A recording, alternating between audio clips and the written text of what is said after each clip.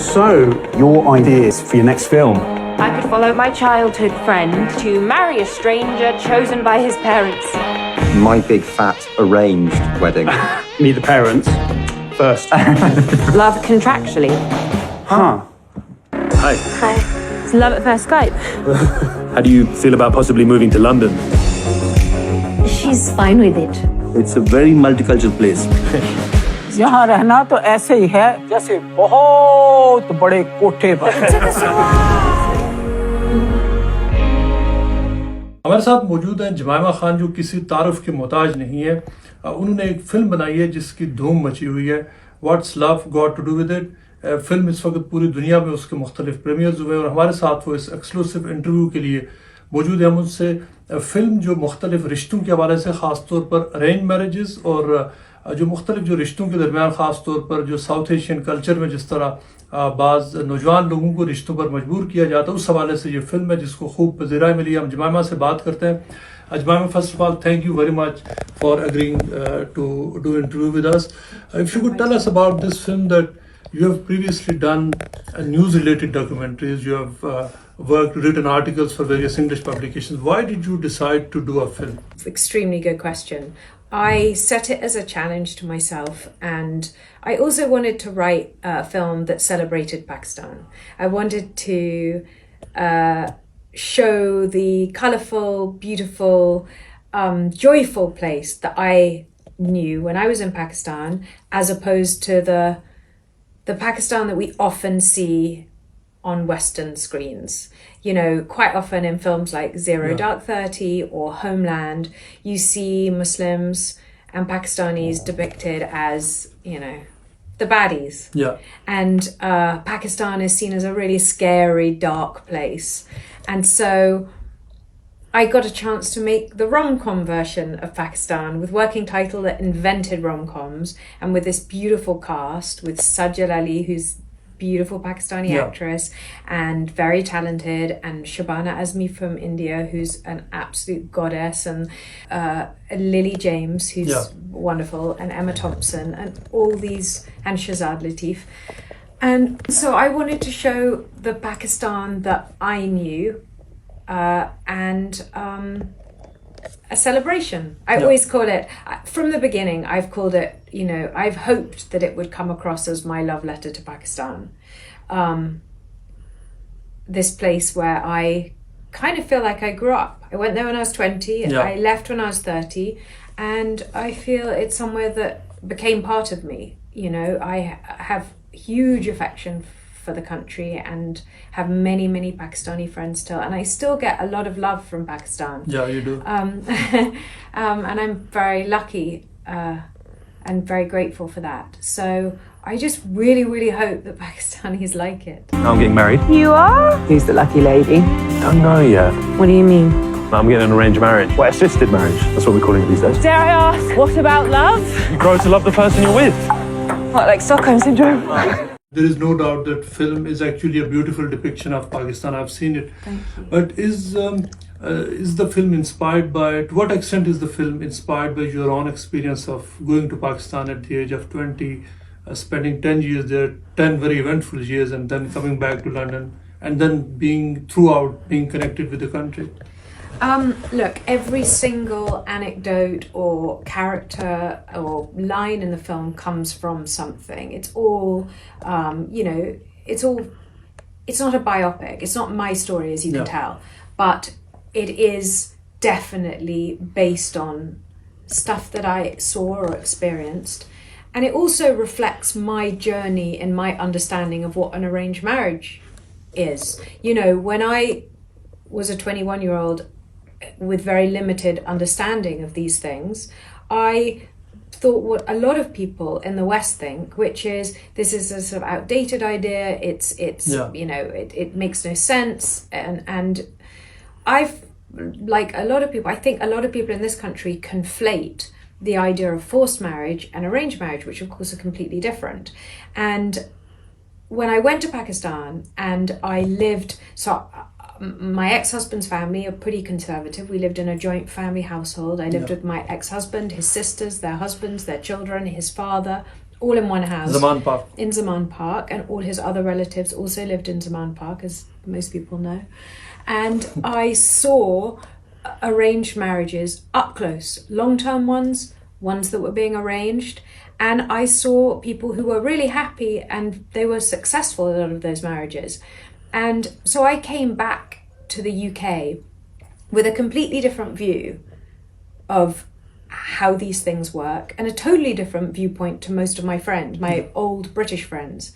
And so I came back saying to them, and it started kind of as a joke, this film, because I started saying to them, who would your parents choose for you? Yeah. Like, given the choice, if you let your parents choose a candidate for you to meet and potentially marry, who would it be? And more importantly, would it work? Yeah. And that was the first idea for the film, because as you know from having watched the film, the white British Pakistani non-Pakistani character basically gets to the point where she asks her mum to suggest somebody for her, because she's copying her British Pakistani neighbours whose son, her best friend, is having an arranged marriage. Mo here, Mo the matchmaker. No photos? No photos yet. You're thinking with your lulu, you need to be thinking with your nunnu, okay? What's your education, bro? He's a doctor. Oof, no, listen, top of the food chain. And any vices I should know about? Drinking, smoking, dogging. No dogs, no pets. No, dogging means something. Don't worry. Cats are okay. Did your son see the film, and Sulaiman and Qasim, and what was their reaction to the film? I'm glad you asked that, because their reaction has definitely been the highlight for me of the whole experience. Really? Because they are not rom-com lovers. They don't like those kinds of films. They're my biggest critics, and obviously they're, half Pakistani Muslim kids. So they, whether they liked it or not was very, very important to me. I got them in to see it, and they said at the end of it, I could see they'd been like a little tearful, and I'd also heard them laughing, and they said, I'm always so proud of you. And I think they knew how hard I'd worked at it. And I literally thought, oh, well, if no one else likes it, this is the moment to That be must proud be a of. very, very proud moment for you. Why did you decide to cast Sajal Ali in that very key role in your film? So what happened was, we wanted someone who was a perfect match for Lily James. Someone who was as beautiful, as good an actress, as vivacious and as nuanced as Lily James. And so I don't know if talent agencies exist in Pakistan, but I didn't know of one. So instead I rang up an old friend of my ex-husband, Yusuf Salahuddin. And I rang him up and I said, Yusuf, I need your help, because Yusuf Sali is kind of, I think, unofficial king of culture in Pakistan. And I said to him, tell me, this is what I need. I need her to be this age. I need her to look like this, Is there anyone? And he said, Sajal. And so he sent me a video, he put me in touch with her manager, and then after that she auditioned for the part, and everyone was just in agreement that she was perfect for it. So it's Yusuf who was the casting agent. So, your ideas for your next film? I could follow my childhood friend to marry a stranger chosen by his parents. My big fat arranged wedding. Meet the parents first. Love contractually. Huh.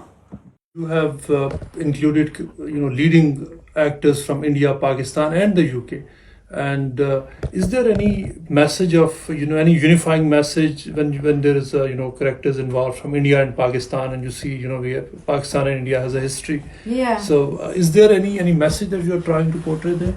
I mean, I think I want this film to be enjoyed by everybody. Yeah. Obviously, it relates to my experience in Pakistan, but I hope that the issues in it are more global and relatable on a wider scale.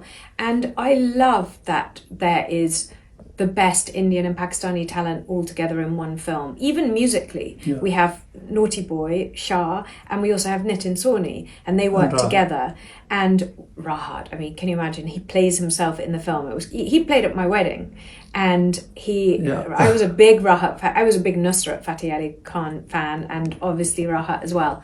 And so to have him play himself in the film and do the music for it. And you know that Lily now sings on that track as well. Yeah. So Lily does the English lyrics. Excellent. So I love that it is a bringing together of different talents from different countries, British Asians, British Pakistanis, British Indians, Pakistanis, Indians, and that's really important to me. And that's why I desperately don't want it to be sullied by politics, and I want it to exist above politics. How were you able to reimagine and reinvent Pakistan from London?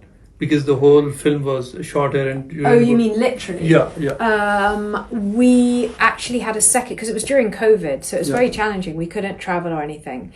But we got the help of the brilliant Sharmeen Obaid Chinoy, who's my friend, and she helped us by filming a second unit in Lahore. And I just basically said, can you make sure that Lahore looks beautiful in the shots? Hi. Hi. It's love at first Skype. How do you feel about possibly moving to London? She's fine with it. It's a very multicultural place. यहाँ रहना तो ऐसे ही है जैसे बहुत बड़े कोठे पर. Are you planning to release this film in India and Pakistan? Yes.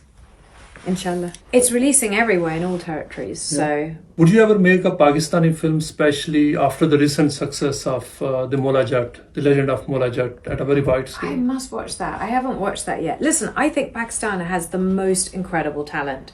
And actually, I want to try and do some kind of mentorship scheme. And so I'm actually talking to Fatma Bhutto, my friend, about putting together some kind of fund or mentorship scheme to help filmmakers in Pakistan get their work made and seen globally, because there's so much talent in Pakistan. I know that it's a bumper year, you know, there's documentaries and shorts and feature films that are all this year being kind of celebrated, but there's so much more. If you think, you know, how hard it is to get things seen and made in Pakistan, there's so much talent in that country, and so I really want to try and find a way to help get that, you know, that talent showcased internationally. Jemima, you have a large following across Pakistan.